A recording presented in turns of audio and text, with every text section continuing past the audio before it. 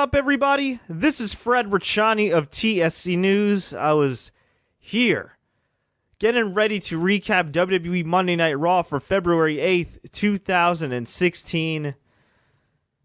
Getting ready to fix my hair and make this elaborate set, and I couldn't take my eyes off of this Daniel Bryan retirement speech. And I said, you know what, screw it.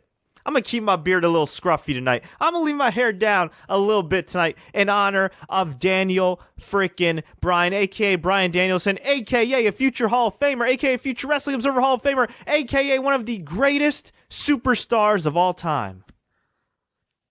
And one of my all-time favorite wrestlers, the guy that just had such an emotional connection with the fans. And we saw that tonight. Now, if you missed Raw, if you've been living under a rock or something, or not using Twitter or whatever, or playing too much PS4, let me tell you, Daniel Bryan on Twitter on early Monday, I believe it was Monday afternoon, announced his retirement from professional wrestling, sports entertainment. And there was speculation. Is this a work? Is this real? What's the deal? Well, it was real. It was real.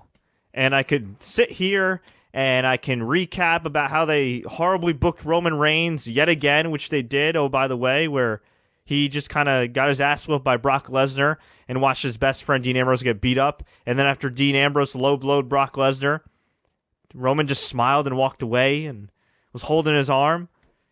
I could bitch about the fact that we saw Titus O'Neil versus Adam Rose, of all people.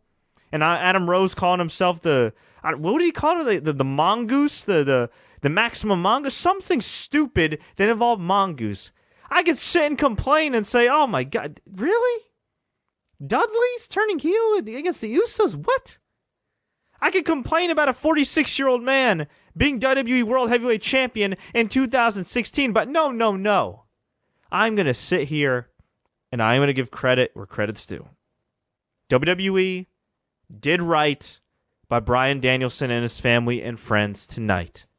They left the main event slot wide open for him to say goodbye to his hometown crowd of Seattle, Washington, and to millions and millions of fans worldwide. And I gotta say, I got choked up watching that speech. I think most of us got choked up watching that speech. If you had the privilege of watching that speech, if you didn't, it's going to be up on YouTube probably very soon on WWE's YouTube channel. And they did have an extended version on the WWE Network, and it was just beautiful. Started out really long because, you know, he came out like around 11. Kind of weird. I'm thinking, oh my God, are they going to cut this poor guy off? Nope. They gave him about almost a half hour of time as far as on the air on USA Network. Talked about how he suffered like 3 concussions at age 18, and the crowd got really silent. Before, the crowd was chanting Daniel Bryan all night. When he was in the ring, they were chanting Daniel Bryan. They were chanting, yes, yes, yes, yes. But when he said the 3 concussions thing, I mean, you heard the crowd just go radio silent. And he said he ran a battery of tests. Things looked good. He wanted to come back and wrestle, but he had one test that he did last week, and, well, his brain is in not as good a shape as he thought it was. And, yeah, he decided to retire. I mean, WWE wasn't going to clear him anyway. There's a very, very slim chance he was going to get cleared. But, you know, he decided to retire, sported a new haircut, had his hair down like this right here, beard trimmed, cracked a few jokes. The crowd was chanting, no, no, no, no. I said, like, no, don't retire. And he said, believe me, I didn't want to cut my beard either. Thanked his wife, Bree, thanked his family, talked about how the crowd hijacked the show and kind of kickstarted the Yes Movement. Technically, the Yes Movement got kickstarted back in 2012, the night after WrestleMania 28. But this was yet like another turbocharge. Back, I believe, in December 2013, he talked about when it was the Raw before TLC 2013, when they were putting Randy Orton and John Cena in the ring, champion versus champion at the pay-per-view in a ladder match, which was quite underwhelming. And all the former world champions in WWE, the active performers, were in the ring, and the crowd in Seattle could not stop chanting for Daniel Bryan. He talked about this. And I'm thinking, oh my God, is he burying his own company? He was joking around about it and laughing about it. And I'm thinking, oh man, Vince probably doesn't like this. And then he brought up how his dad was in the crowd. And he brought up how his dad, who unfortunately passed away, I think maybe, a week after WrestleMania 30 when he won the title. That was the last time his dad saw him wrestle. And the smile on his dad's face made him just so happy, so proud of his son.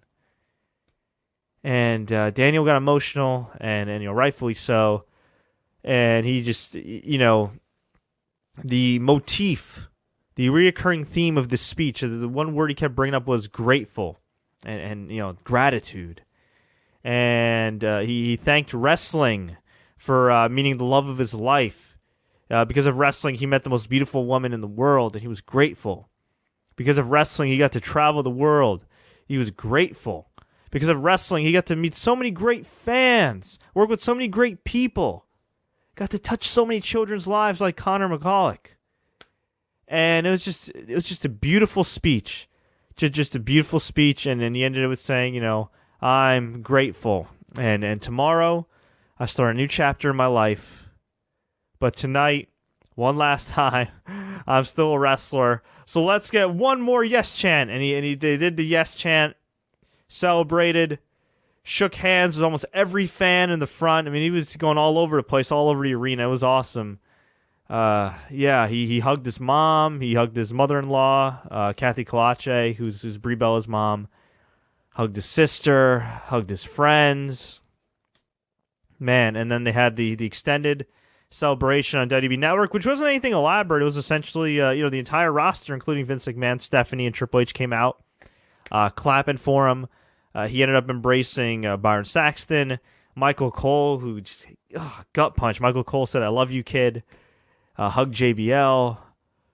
At the end of the broadcast, Brie Bella came out, did the yes chant, gave him a hug and kiss. They both did. It was such a beautiful moment. And then afterwards, one last yes chant with Brie Danielson. And Bryan gave a big hug to Vince, shook a few hands of the wrestlers that he respects so much, and walked to the back, and that's Courier at age 34. And on one hand, it's so damn sad because he is a wrestler to me that really kept me interested. I mean, CM Punk as well. I credit CM Punk and Daniel Bryan for really keeping me interested in wrestling in recent years, as well as The Shield. And, it's funny because, there was a time period where, for a couple years, I mean, I had some ups and downs, professionally, and it was rough. And, for years, wrestling was my escape. And sports in general, but wrestling in particular. Since I was 8 years old, I loved professional wrestling. But I gotta say, there was nobody I really connected with like a Daniel Bryan. You know what I mean? And I think a lot of people could say that. I mean, he probably had the most emotional connection with fans, as far as like a genuine, on a personal level, since maybe Mick Foley in his prime. And if you're not old enough to remember Mick Foley in his prime, or to have lived through Mick Foley in his prime, then you probably don't know what I'm talking about. But if you are a Daniel Bryan fan and touched by him personally, that's essentially kind of like the personal connection Mick Foley had. I'd almost say that's probably even greater connection that Daniel Bryan has with the fans than Mick Foley. But I mean, it's up there.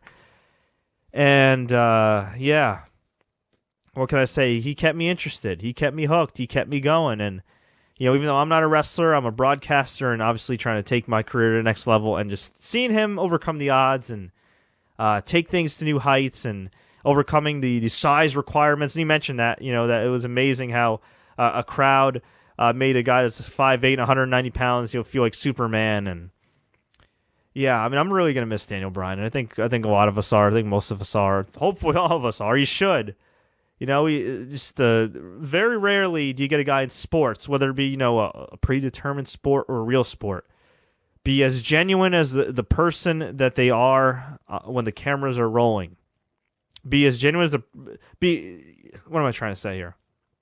I see a lot of people, have hot takes about Cam Newton, even though he's probably a really decent dude. Sore loser, but decent dude. And then I see people talk about how Peyton Manning plays the right way and blah, blah, blah, even though, they kind of overlook some Manning's transgressions. And, they talk about Brett Favre, but Brett Favre's had some things that pretty much most of the time in sports, your heroes probably had some sort of transgression outside of their respective field.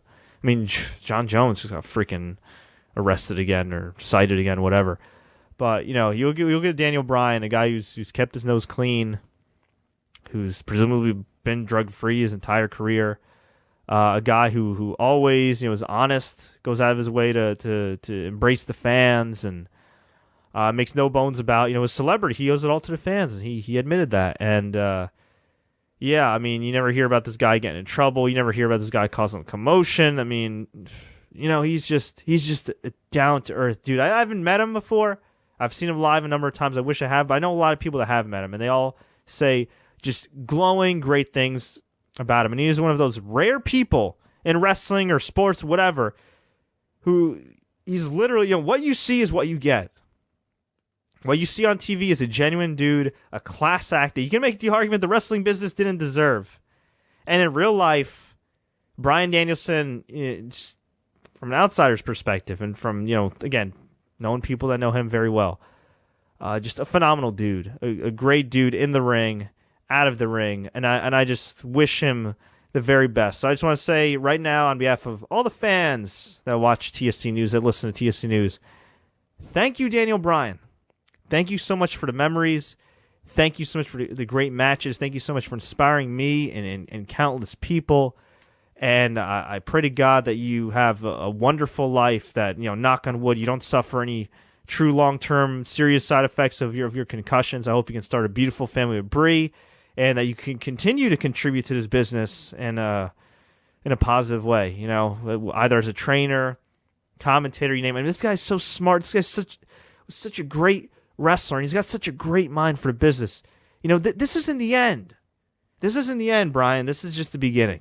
Okay, I think you got a lot of years left in you in a variety of capacities in pro wrestling. It's yours for the taking. And hey, if you want to make Tide commercials and get paid a boatload of money during the Super Bowl, then you know what? Be my guest. My friend, you deserve it. But, folks, I want to hear from you. What do you think about Daniel Bryan's retirement? What do you think about Monday Night Raw? What do you think about the speech? Where does WWE go from here? Let me know. Leave a comment below. Tweet us, Facebook us. Do what you got to do. Don't forget to subscribe for more WWE updates. And just a quick personal note, too. I had a really crappy day today. And watching that speech really kind of put things into perspective. You know what I mean? I'm in a decent place professionally, but there's times where I just want more and I want to keep pushing. And I was just certain things, been kind of down. But seeing that speech and talking about how he's so grateful and living a full life, and just all inspiring, just really inspiring to me and a lot of people, and definitely gives me some perspective and gratitude for the life I live, and the support I get from all of you. So thank you guys very much. If there's one thing to take away from this Daniel Bryan speech, well, two. One, I would look up the charity, the organization that donated his hair that he cut to cancer patients for free. And two, always be grateful. Thank you very much, everybody. And until next time, as always, enjoy the matches.